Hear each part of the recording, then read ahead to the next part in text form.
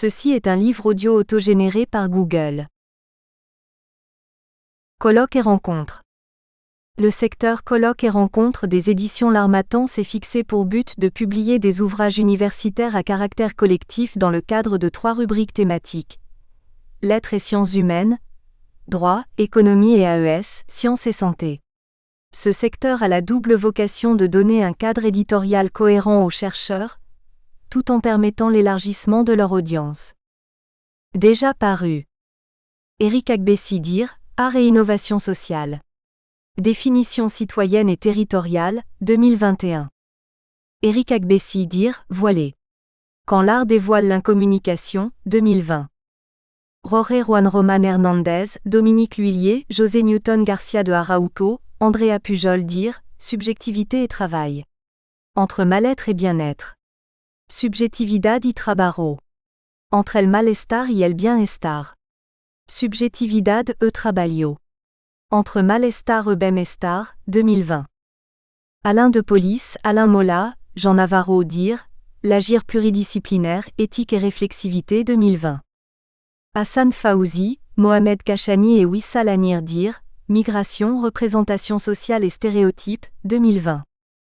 H. accent aigu B. Machauer et Corinne Saminadayar Perrin Dir, Faire, écrire l'événement 2020.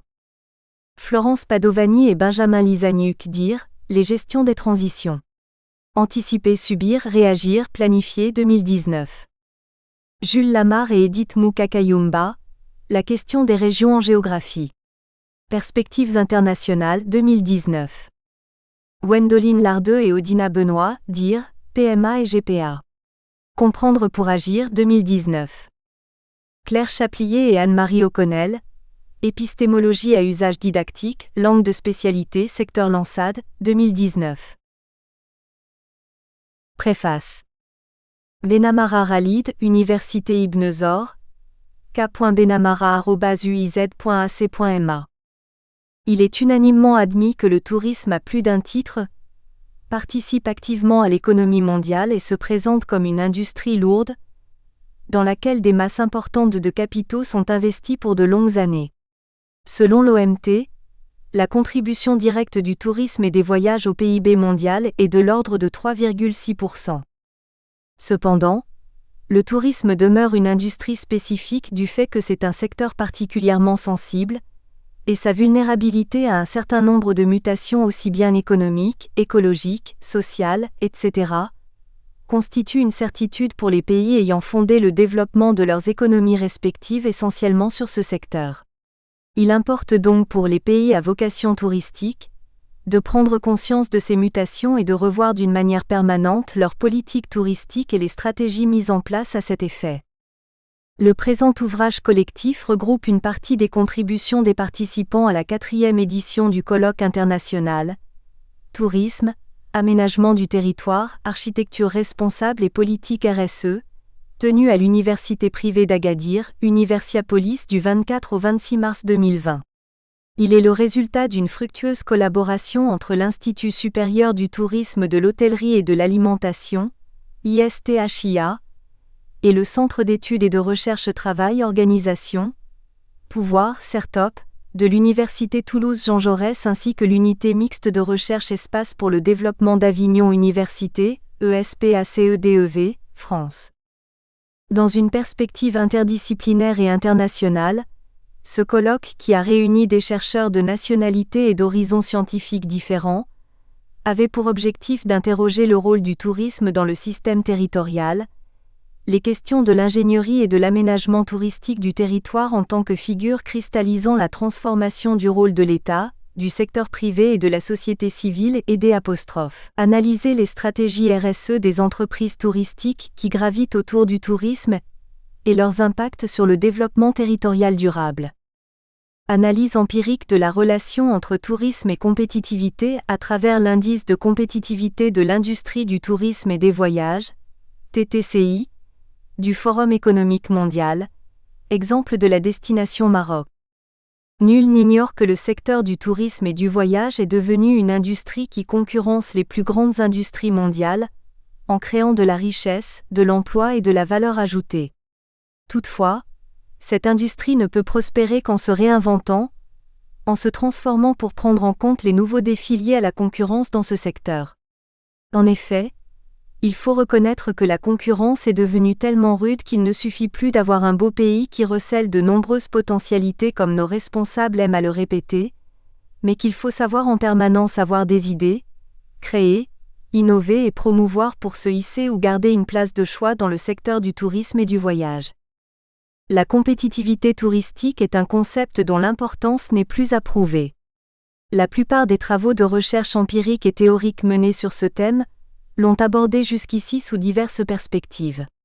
Toutefois, aucun modèle théorique n'a réussi à établir les liens empiriques qui existent entre tourisme et compétitivité. Dans la recherche intitulée « Analyse empirique de la relation entre tourisme et compétitivité à travers l'indice de compétitivité de l'industrie du tourisme et des voyages, TTCI, du Forum économique mondial », exemple de la destination Maroc, Khalid Benamara et Mohamed Ennasser tentent de combler cette lacune en examinant le cas de la destination Maroc au moyen d'une analyse croisée des différents indicateurs et piliers formant l'indice de compétitivité de L', industrie du tourisme et des voyages, TTCI, du World Economic Forum, WEF, en 2019. Les résultats que les auteurs ont obtenus confirment l'existence d'une relation statistiquement significative entre compétitivité et activité touristique. Pour des fins de comparaison, Khalid Benamara et Mohamed Ennasser ont utilisé un panel de 140 pays observés par le Forum de Davos en 2019, avec un accent particulier sur les pays de la zone MENA et ceux de l'Afrique subsaharienne. L'analyse des performances de la destination Maroc pour les 14 piliers de l'indice TTCI en 2019 fait ressortir que le secteur touristique marocain reste compétitif par rapport à la région MENA et aux pays de l'Afrique subsaharienne, mais peu compétitif en comparaison avec d'autres groupes de pays, l'Europe, les Amériques et l'Asie. Les handicaps de compétitivité du secteur touristique marocain, qui contribuent à expliquer en grande partie les déficits structurels en termes des performances de plusieurs piliers et indicateurs, perpétuent, voire accentuent l'écart entre le Maroc et les pays qui occupent des rangs élevés dans l'indice TTCI. Ces difficultés concurrentielles doivent être résolues en priorité à défaut de rester peu compétitifs sur le marché international. La communication numérique en temps de crise Covid-19, le cas du réseau Twitter de 3 CRT français. Le tourisme est une industrie qui nécessite une multitude d'informations variées et provenant de sources différentes. Dans le contexte actuel de crise sanitaire liée à la Covid-19, les tendances perceptibles sur le plan de la communication numérique font penser que de plus en plus de prestataires de services et de clients voudront avoir un accès direct à une information rapide et fiable. Dans leur travail, la communication numérique en temps de crise Covid-19, le cas du réseau Twitter de 3 CRT français, Caroline Beltran et Laurent Botti observent la communication numérique en temps réel des organismes de gestion de destination et sa diffusion au sein du réseau social numérique Twitter. L'accent est mis sur la nécessaire communication de ces organismes au cours de la crise du Covid-19. La communication numérique de 3 comités régionaux du tourisme du sud de la France est étudiée. Le CRT Nouvelle-Aquitaine, NAQ, le CRT Occitanie-Pyrénées-Méditerranée, OPM, et le CRT Sud, RS. Plus particulièrement, l'article analyse la diffusion de la communication numérique au sein du réseau social Twitter. Les données sont récoltées sur une période de 10 jours au plein cœur de la crise. Le logiciel d'analyse et de visualisation de réseau, Gephi, est utilisé et des mesures topologiques sont employées pour caractériser la diffusion de la communication numérique de ces 3 CRT. Les résultats de l'analyse comparative montrent une certaine disparité et peuvent permettre aux CRT étudiés d'envisager une adaptation de leur communication sur Twitter afin de l'optimiser. Le design au service de la production d'une nouvelle image et un nouveau récit de territoire à Saint-Étienne, chronique des liens entre événementiel, attractivité touristique et dynamique territoriale. La question centrale qui est posée par le texte de Georges-Henri Lafont intitulé « Le design au service de la production d'une nouvelle image et un nouveau récit de territoire à Saint-Étienne, chronique des liens entre événementiel, attractivité touristique et dynamique territoriale » est celle du design en tant que vecteur de transformation du territoire.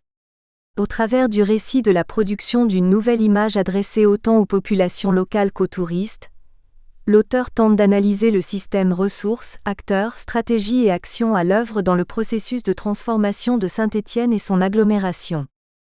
Cette étude permet d'une part d'éclairer la nature des liens entre l'événementiel, l'attractivité touristique et la dynamique territoriale, et d'autre part de caractériser les rapports entre le discours sur la ville créative porté par les 3 municipalités qui se sont succédées à Saint-Étienne à partir de 1994, la municipalité de Michel Thiollière 1994 à 2008, la municipalité de Maurice Vincent 2008 à 2014, et la municipalité de Gaël Perdriau 2014 à ce jour, et le projet de développement stéphanois.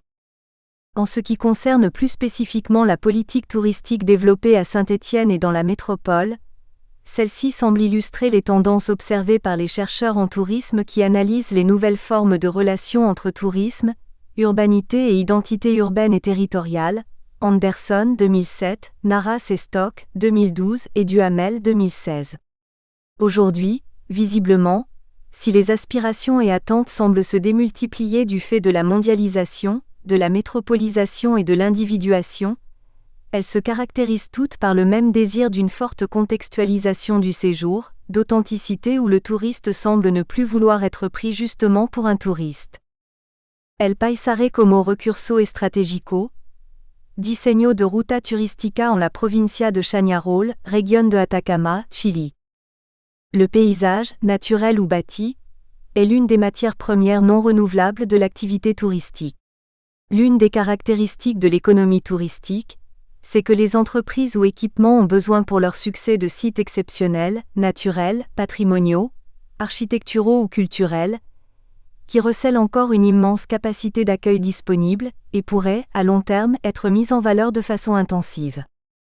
L'objectif principal de la recherche intitulée « El paisare como recurso estratégico » Diseño de ruta turística en la provincia de Chañarol, région de Atacama, Chili, présenté par Osvaldo Moreno, Ximena Arizaga, Sébastien Palacios et Tomás Gómez est de promouvoir le tourisme dans la province de Chañarol à travers la conception d'une route et d'un plan stratégique de tourisme intégrant les attributs, caractéristiques et singularités de ce territoire, en utilisant une méthodologie participative. En particulier, le projet cherche à révéler les particularités des paysages des hauts plateaux, Salaires et hautes lagunes andines, l'histoire des paysages miniers autour des villes de Potrerillos et d'Inca de Oro, le paysage côtier du parc national de Pan de Açúcar et le patrimoine culturel du chemin des Incas ou Capac Ñan, comme on l'appelle en langue quechua.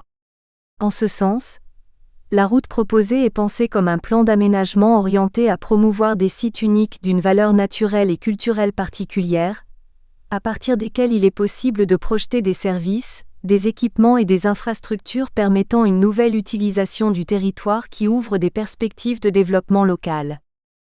La vision du territoire touristique proposée par le projet reconnaît des composantes paysagères et patrimoniales à fort potentiel touristique au niveau territorial. La lecture et la reconstruction d'une vision territoriale à travers la méthodologie de configuration des macro-zones, d'unités de paysage et de sites favorise l'analyse systémique des composantes à des échelles multiples, ainsi que l'identification de leurs relations avec d'autres structures, programmes et usages du territoire qui peuvent également être interprétés comme des espaces capables d'établir des relations fonctionnelles avec le projet touristique. Cette méthodologie permet aussi de générer des articulations spatio-temporelles entre des composantes de nature diverses, favorisant la construction d'une histoire touristique qui intègre des singularités de nature écologique, culturelle, productive et esthétique, qui peuvent constituer des pôles émergents de produits et de services touristiques.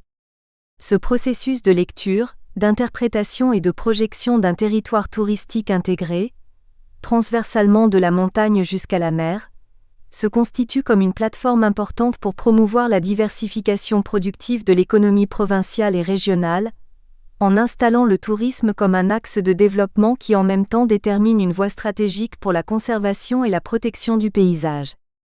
Par cette approche, la notion de route touristique transcende sa condition linéaire qui a été traditionnellement comprise comme une simple formulation d'itinéraire et parcours, pour se positionner comme le support d'une structure territoriale définissant un système intégré d'unités paysagères et de sites singuliers caractérisés par des attributs de haute valeur naturelle et culturelle. L'activation de ces unités et sites en tant que nœuds potentiels qui articulent l'offre touristique du système implique la conception stratégique de projets liés aux services, produits et équipements touristiques de différentes échelles qui activent le territoire et les communautés qui l'habitent, favorisant l'entrepreneuriat et l'emploi, dans une perspective de faible impact, de responsabilité environnementale et de durabilité, qui contribuent simultanément au développement économique et à la conservation du paysage de la province.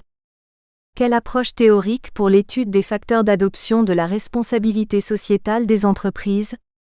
Des vertus universelles comme la philanthropie et la charité sont considérées par la plupart des chercheurs comme étant les bases historiques de la responsabilité sociétale des entreprises, RSE, dans la plupart des continents. L'émergence d'une nouvelle forme de RSE a eu lieu aux États-Unis d'Amérique à la fin du XIXe siècle et au début du XXe, et s'est ensuite progressivement répandue à travers les grandes entreprises multinationales du Nord vers les autres continents de la planète. La RSE, en tant que concept théorique ouvert, multiforme et en perpétuelle construction depuis les années 1950, en particulier avec la parution de Social Responsibilities of the Businessman, gagnerait à être analysée historiquement dans le contexte disciplinaire des sciences de gestion pour une meilleure compréhension de sa genèse, son évolution et des pratiques qui lui sont associées. Dans leur recherche intitulée « Quelle approche théorique pour l'étude des facteurs d'adoption de la responsabilité sociétale des entreprises ?» Ayoub Koutaya, Assia Marfouk, Younes Koutaya et Jawad Rarzouz présentent 3 modèles qu'ils considèrent comme pertinents afin d'étudier vers qui la RSE devrait être appliquée. La théorie des parties prenantes et la théorie de la dépendance à l'égard des ressources, et aussi de voir quels sont les facteurs d'institutionnalisation de la RSE, la théorie néo-institutionnelle sociologique. Les modèles théoriques présentés dans cette recherche ont servi, selon les auteurs, pour l'ancrage de la légitimité doctrinale du concept de RSE-RSO. En effet, selon Guillaume Delalieu, le développement des travaux de recherche en sciences de gestion sur la thématique de la RSE peut amener le chercheur à se questionner sur la pertinence de ses propres recherches dans une démarche réflexive. 2005, page 3. Cela veut dire que l'angle d'analyse de la RSE suppose une double perspective, soit un niveau d'analyse macro-organisationnel, l'environnement externe, ou un niveau d'analyse micro-organisationnel, l'intérieur de l'organisation. Une approche globale de la communication RSE permet d'instaurer, selon les auteurs, une gestion durable, à long terme et au plus haut niveau qui implique des acteurs externes et internes où chacun apporte sa pierre à l'édifice. L'individualité et le monopole s'effacent alors au profit du bien collectif. L'impact de l'image de la région d'origine sur l'intention d'achat de l'huile d'argan.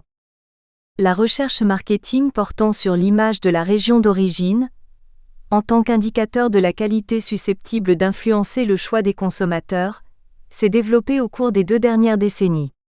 La référence à l'origine géographique des produits est de plus en plus utilisée par bon nombre de producteurs et de distributeurs, notamment dans l'industrie agroalimentaire. Au Maroc, depuis l'entrée en vigueur de la loi n° 2506 relative aux signes distinctifs d'origine et de qualité des denrées alimentaires et des produits agricoles et halieutiques, Bulletin officiel numéro 5640, 2008, pp. 394 à 399, 37 produits sont labellisés. Les produits labellisés concernent essentiellement les produits de terroir, notamment les fruits frais et secs, les plantes aromatiques et médicinales et leurs dérivés, les produits d'origine animale et les huiles d'olive et d'argan. Dans ce cadre, l'objectif de la recherche de Noureddine Haïtéré, intitulé « L'impact de l'image de la région d'origine sur l'intention d'achat de l'huile d'argan » est de comprendre l'effet de l'image de la région d'origine sur l'intention des consommateurs à acheter les produits de terroir, notamment l'huile d'argan. Pour atteindre cet objectif, une enquête auprès d'un échantillon de 112 personnes a été menée par l'auteur à l'aide d'un questionnaire. L'analyse des résultats a révélé que l'image de la région d'origine joue un rôle important dans les décisions d'achat de l'huile d'argan. L'auteur constate également que les consommateurs font des associations entre cette image d'origine et les spécificités de l'huile d'argan. la qualité perçue de ses attributs intrinsèques et les sentiments nostalgiques ressentis lors de l'achat. Deux variables qui alimentent le sentiment ethnocentrique des consommateurs, transformant la décision d'achat d'un acte hédonique vers un acte responsable de la part de consommateurs préoccupés par la situation économique et sociale de leur région. Analyse empirique de la relation entre tourisme et compétitivité à travers l'indice de compétitivité de l'industrie du tourisme et des voyages, TTCI, du Forum économique mondial, exemple de la destination Maroc.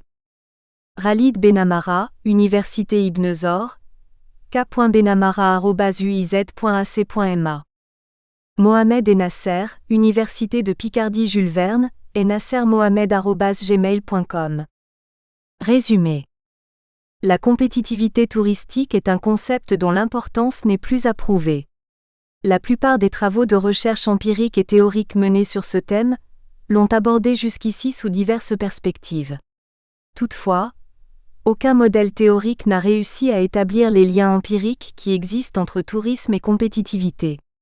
Dans la présente recherche, nous tenterons de combler cette lacune en examinant le cas de la destination Maroc au moyen d'une analyse croisée des différents indicateurs et piliers formant l'indice de compétitivité de l'industrie du tourisme et des voyages, TTCI, du World Economic Forum WEF en 2019. Les résultats que nous avons obtenus confirment l'existence d'une relation statistiquement significative entre compétitivité et activité touristique. Si le développement touristique d'une destination est tributaire de son attractivité, il n'en demeure pas moins que celle-ci ne peut à elle seule constituer la clé de voûte en absence d'un cadre compétitif. En fait, l'attractivité et la compétitivité semblent deux conditions indissociables sur lesquelles repose le tourisme dans tout pays. Ce constat ressort des nombreuses études ayant traité ce sujet, et particulièrement celles qui portent sur les déterminants et l'évaluation de la performance compétitive des destinations, Alavi et Yassine 2000, Dwyer, Forsyth et Rao, 2000, Mangion, Durbary et Sinclair, 2005, Mazanek, Weber et Zins, 2007, Dupont 2008, Archibald de la Corbinière et Moore 2008, Jackman, Lord, Lowe et Allain 2011. Toutefois, il est fréquent de confondre l'attractivité, notion géographique, et la compétitivité, notion économique, notamment au niveau des organismes chargés de la gestion et de la promotion de la destination. Cette confusion est à même de dépourvoir les programmes et les stratégies menées de toute efficacité et efficience.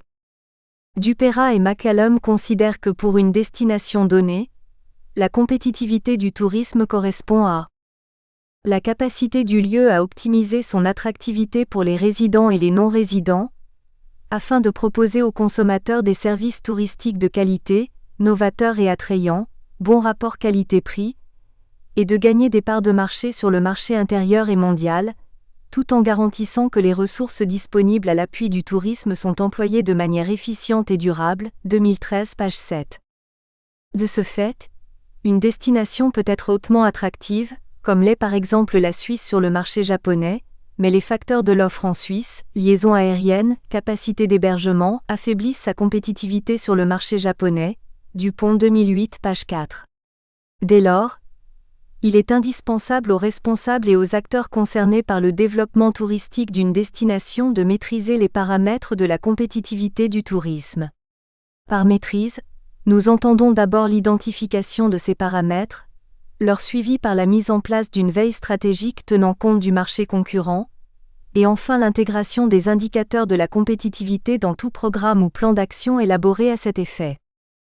D'ailleurs, plusieurs organisations se penchent sur cette question et tentent de mesurer la compétitivité touristique d'une destination par les analyses comparées des attributs et performances entre différentes autres destinations.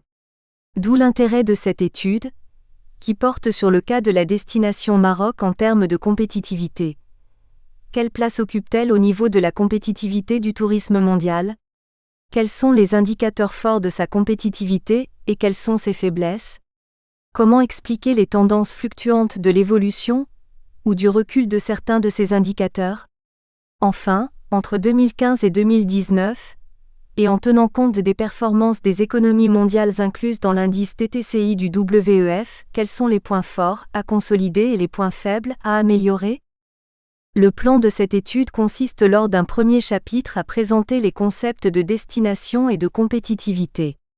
Le second chapitre est consacré à la présentation de certains modèles d'évaluation de la compétitivité des destinations tels que le modèle de Crouch et Ritchie, 1999-2003, le modèle du World Travel and Tourism Council, WTTC, 2001, le modèle de Guruchern et Sugiharto, 2005 et le modèle du WEF 2007. Le troisième chapitre évalue la compétitivité globale de la destination Maroc. Pour permettre une analyse dans une perspective mondiale, il compare les performances de cette destination avec celles des pays de la région du Moyen-Orient et de l'Afrique du Nord, MENA, et de l'Afrique subsaharienne. Le cas de la destination du Maroc, d'après le Travel and Tourism Competitiveness Index 2019, est pris comme cas d'étude, afin d'analyser l'évolution de ces indicateurs entre 2015 et 2019 à l'aune des performances des marchés concurrents. 1. Destination et compétitivité. Pour définir la destination touristique, certains auteurs mettent l'accent sur la demande, Martini, Jacoucci, Catani et Calza 2000, Pechlaner et Schurzrenthaler 2003, Leiper 2004, tandis que d'autres font référence à l'offre, Brunetti 2002, Tama 2002 et BD 2013. De même, la première définition de la destination touristique est donnée par l'Organisation mondiale du tourisme, OMT. Une destination touristique locale est un espace physique dans lequel un visiteur passe au moins une nuit. Elle inclut des produits touristiques tels que des services de soutien et des attractions, et des ressources touristiques accessibles en une journée. Elle a des frontières administratives et physiques qui définissent son management. Sa compétitivité dépend de son image et de la perception qu'en ont les visiteurs. Van der Yut, 2009, page 302.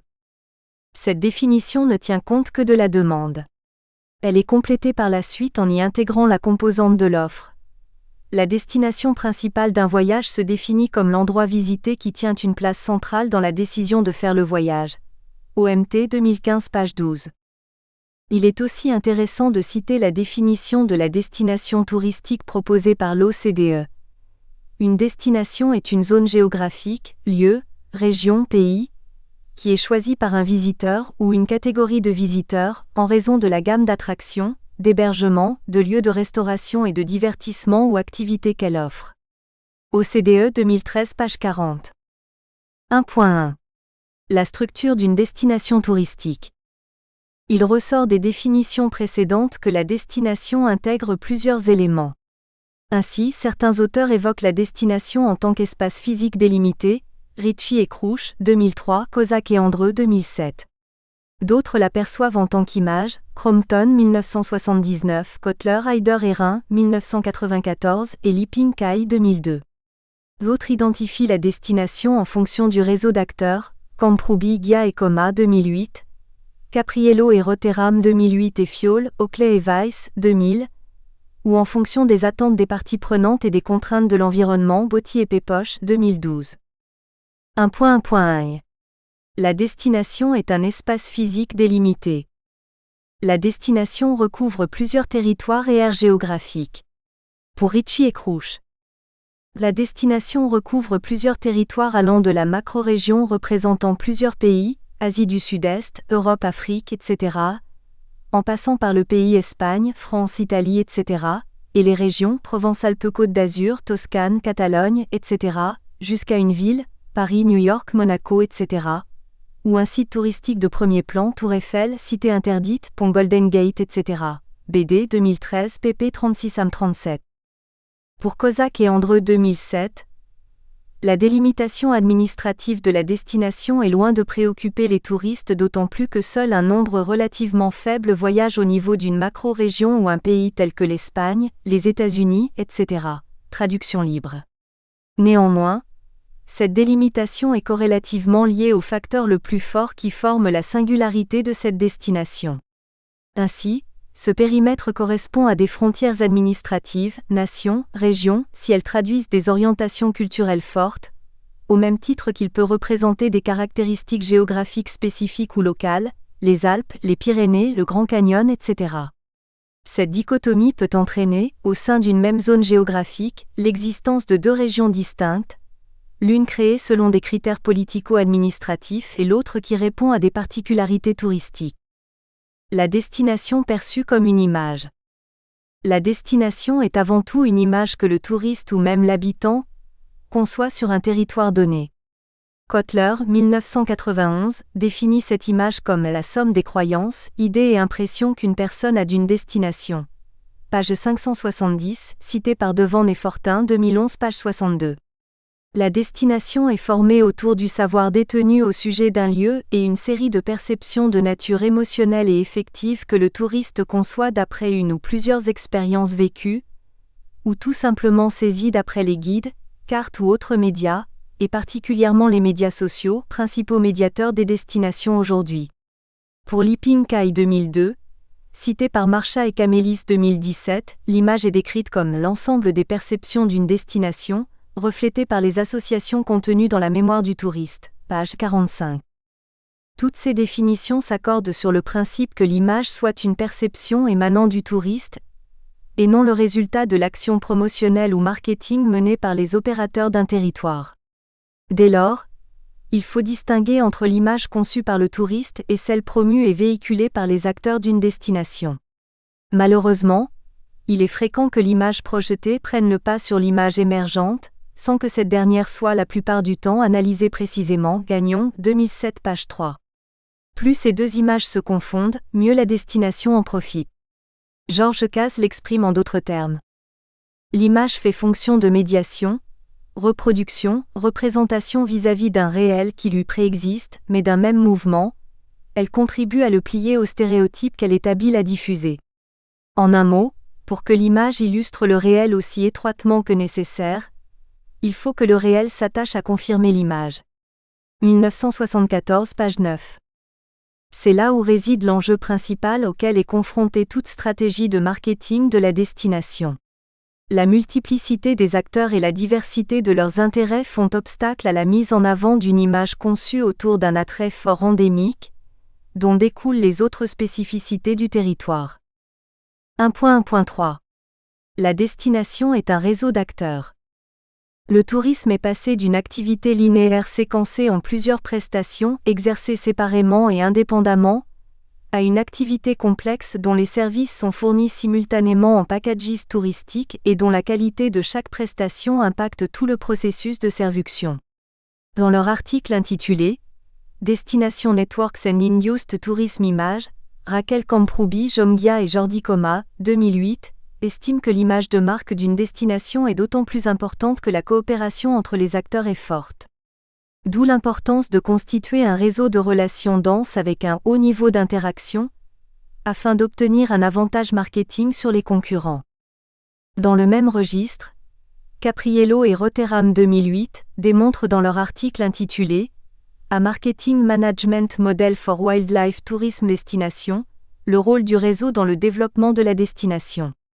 Les résultats de cette étude révèlent que le partage d'objectifs communs entre les membres d'un réseau est crucial pour son efficacité. Cette idée est reprise par Alan Fioll, Ben Oakley et Annette Weiss, 2000, qui considèrent dans leur article intitulé « Theoretical Perspective Applied to Interorganizational Collaboration on Britain's Inland Waterways » que les membres proactifs d'un réseau sont ceux qui s'engagent dans des relations de coopération pour surmonter les logiques de concurrence en fixant des objectifs concernant la promotion de la destination. 1.1.4. La destination en tant qu'entreprise. La destination touristique, comme une entreprise, est intégrée à un environnement. Elle est en elle-même un produit touristique et tente de le relier à une demande extérieure, c'est-à-dire une demande provenant de son environnement. Botti et Pépoche, 2012, page 85. Agissant en tant que telle, l'activité productrice de la destination est influencée par de nombreux facteurs externes. Il peut s'agir de personnes physiques ou morales, un nouveau segment de marché ciblé par la destination, un groupe hôtelier implantant un nouvel établissement sur le territoire, etc., comme il peut s'agir de l'action menée par d'autres destinations concurrentes qui s'emparent d'un périmètre plus large y compris une partie de la destination concernée. Enfin, d'autres facteurs liés à la réglementation tarifaire des prestations touristiques ou au taux de change peuvent également bouleverser l'économie de la destination. 2. La compétitivité, Un concept polysémique. Le terme compétitivité revêt des acceptions très variées.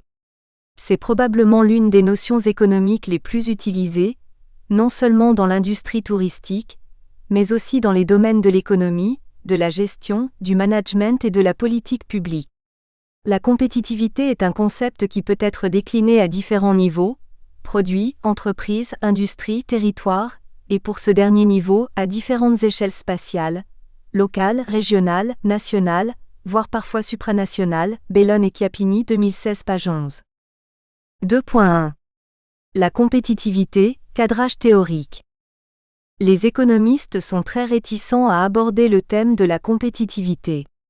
Ce concept couvre un champ immense et concerne pratiquement toute la politique économique. Ainsi, l'idée de la compétitivité est présente dans la littérature économique depuis les premiers classiques. Dans son ouvrage intitulé « Recherche sur la nature et les causes de la richesse des nations 1776 », Adam Smith définit 4 facteurs de production, la terre, le capital, les ressources naturelles et le travail, qui déterminent l'avantage absolu des nations dans le commerce international et plaident en faveur d'une grande ouverture des économies nationales. Le raisonnement d'Adam Smith est poussé plus loin par David Ricardo, qui élabore le concept de l'avantage comparatif qui constitue le cœur de la théorie du commerce international.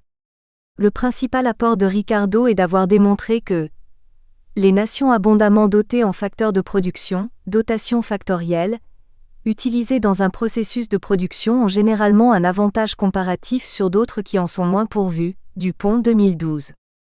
Cette explication est complétée plus tard par la théorie des dotations en facteurs développée par Élie Philippe Heckscher, 1919, et Bertil Gotthard-Ohlin, 1933, au début du XXe siècle. Cette théorie stipule qu'un pays doit exporter le bien intensif en son facteur abondant. Dans son ouvrage intitulé « Économie internationale », Dominique Salvatore expose le modèle Heckscher-Ohlin comme suit. Une nation exporte le bien dont la production nécessite l'usage intensif du facteur qui est relativement abondant et bon marché, et importe le bien dont la productivité nécessite l'usage intensif du facteur qui y est relativement rare et coûteux. Salvatore 2008, page 151. Toutes ces théories lient principalement la compétitivité d'une économie à sa structure de coût. L'avantage comparatif est la capacité de produire un bien à un coût inférieur par rapport à d'autres biens et par rapport à un autre pays. C'est la base de la vision traditionnelle qui lie la compétitivité à la structure des coûts d'une économie. Toutefois, l'appréciation de la performance relative des économies nationales uniquement à travers le prisme de la structure des coûts semble loin d'être satisfaisante. Cette observation conduit les chercheurs ainsi que les gouvernements à prendre de plus en plus en compte des éléments de compétitivité, autres que le prix. Une façon évidente de définir la dimension non tarifaire de la compétitivité est de dire que la compétitivité non tarifaire est la capacité d'une économie à vendre ses produits et à s'adapter à la demande internationale en utilisant des facteurs autres que le prix. Cette idée est à la base du modèle des 5 forces concurrentielles de Michael Porté, Université d'Harvard, qui tente de refléter la nature dynamique et évolutive de la compétitivité qui va au-delà du coût et qui repose sur la théorie de l'innovation. Dans son ouvrage intitulé « The Competitive Advantage of Nations », Porté expose cette idée comme suit. La prospérité nationale se crée et ne s'hérite pas. Elle ne croît pas, comme l'affirme l'économie classique, sur la base des dotations naturelles d'un pays, de son bassin de main-d'œuvre, de ses taux d'intérêt ou de la valeur de sa monnaie, 1990 page 73. Jusqu'à la fin de la décennie 1990, la compétitivité d'une nation était définie comme la combinaison de bonnes performances commerciales et d'un objectif de maintien ou d'amélioration du niveau de vie. Aux États-Unis, dans un rapport intitulé Global Competition, The New Reality, édité en 1985, la President's Commission on Industrial Competitiveness, PCIC, définit la compétitivité comme « la capacité d'une nation, dans le contexte d'un marché libre et équitable, à fabriquer des biens et des services répondant aux exigences des marchés internationaux, tout en maintenant ou en augmentant le revenu réel de ses citoyens. 5 1985 page 6. Dans son rapport annuel intitulé The First Annual Report of the Competitiveness Policy Council. Le Competitiveness Policy Council aux États-Unis définit ce concept comme la capacité de produire des biens et des services qui répondent à la demande sur les marchés nationaux et internationaux, et de donner aux citoyens un niveau de vie qui progresse tout en étant soutenable à long terme. OCDE 1997 page 37. Le Conseil européen extraordinaire réuni à Lisbonne en mars 2000 adopte une stratégie décennale pour l'Union marquée par une approche macroéconomique globale de la compétitivité, Braquet et Mouret, 2019 page 373. Dans sa définition de la compétitivité, cette stratégie se concentre exclusivement sur des objectifs économiques et sociaux. La capacité à améliorer durablement le niveau de vie de ses habitants et à leur procurer un haut niveau d'emploi et de cohésion sociale. De Bonneuil et Fontanier 2003 page 8. Le Conseil européen réuni à Göteborg en juin 2001 élargit cette définition en ajoutant la dimension environnementale, au 2007 page 44. 2.2. La compétitivité touristique, concept, définition et application. La littérature consacrée au tourisme considère que la compétitivité est un concept déterminé par des variables quantitatives, nombre de visiteurs, part de marché, dépenses touristiques, emploi, valeur ajoutée dégagée par l'industrie touristique, etc., et des variables qualitatives, climat, beauté des paysages et des plages, richesse de la culture et de l'héritage, qualité des services touristiques, etc. L'approche développée par Porter et popularisée par le WEF, à travers son indice de compétitivité des voyages et du tourisme, TTCI. Le WEF définit la compétitivité comme l'ensemble des institutions, des politiques et des facteurs déterminant le niveau de productivité d'un pays. Schwab, 2009, page 4, cité par De Gries, 2019, page 46. 3. État des lieux des modèles d'évaluation de la compétitivité. La complexité du concept de compétitivité touristique devient évidente lorsque l'on cherche à la définir et à la mesurer. Depuis quelques années, les initiatives aux échelles locales, régionales et mondiales abondent pour tenter de mieux appréhender et mesurer la compétitivité d'une destination touristique.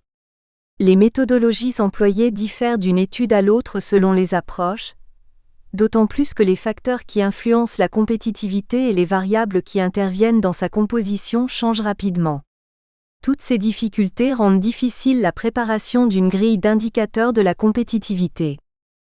Une application empirique intéressante qui est faite de la compétitivité touristique est celle effectuée régulièrement par des organismes comme le World Economic Forum, WEF, l'International Institute for Management Development, IMD, ou le World Travel and Tourism Council, WTTC. Ces organismes proposent dans leurs rapports respectifs un indice d'évaluation bien connu qui est l'indice de compétitivité touristique appliqué à chacune des principales destinations du monde. Avant de présenter l'indice de compétitivité des voyages et du tourisme du WEF, il appartient tout d'abord d'évoquer l'existant en matière d'indicateurs d'attractivité par type de construction. 3.1. Le modèle de Crouch et Ritchie. Dans leurs travaux intitulés Tourism Competitiveness and Societal Prosperity, 1999, et The Competitive Destination, A Sustainable Tourism Perspective, 2003, Geoffrey Crouch et Brent Ritchie fournissent un modèle conceptuel de la compétitivité des destinations touristiques en s'inspirant de certaines bases de la théorie des avantages concurrentiels de Michael Eugene Porter, 1990. Les auteurs définissent la compétitivité touristique comme la capacité de la destination à créer de la valeur ajoutée et l'augmentation par conséquent du bien-être national par la gestion des prestations et des processus en intégrant les relations entre eux dans un modèle économique et social. 8. Achaba et Bandou, 2017, page 519. Le modèle Crouch et Ritchie distingue les avantages comparatifs qui résultent des dotations en ressources naturelles ou créées, des avantages concurrentiels qui résident dans les processus stratégiques qui permettent d'utiliser efficacement les ressources touristiques. Van der Yeut, 2010, page 61. Ces avantages doivent être construits et maintenus durablement par les Destination Management Organization (DMO). Ritchie et Crouch, 2011, page 326. Selon le modèle de Crouch et Ritchie, L'attractivité d'une destination touristique dépend de 5 facteurs. 1. Les facteurs de soutien et les ressources supporting factors and resources, climat, histoire, culture, événementiel, activités, etc. 2. Les ressources de base et les attracteurs core resources and attractors, infrastructure, accessibilité, hospitalité de la population, etc. 3. La gestion de la destination management, gestion de la qualité de L', expérience touristique, promotion du territoire, etc. 4. La politique touristique de la destination policy, planning and development, positionnement, audit, vision, etc. Et 5. Les possibilités de qualifier et amplifier les déterminants de la compétitivité, qualifying and amplifying déterminants, sécurité, coût-avantage, capacité de charge, etc. Figure 1. Modèle de compétitivité d'une destination de Crouch et Ritchie. Source Benamara et Nasser à partir de Hong, 2008 page 46. Partant du modèle de Crouch et Ritchie, d'autres chercheurs tels Larry Dwyer et Chul-Won Kim, 2003, Twan Eubers et Jeff Bennett, 2003,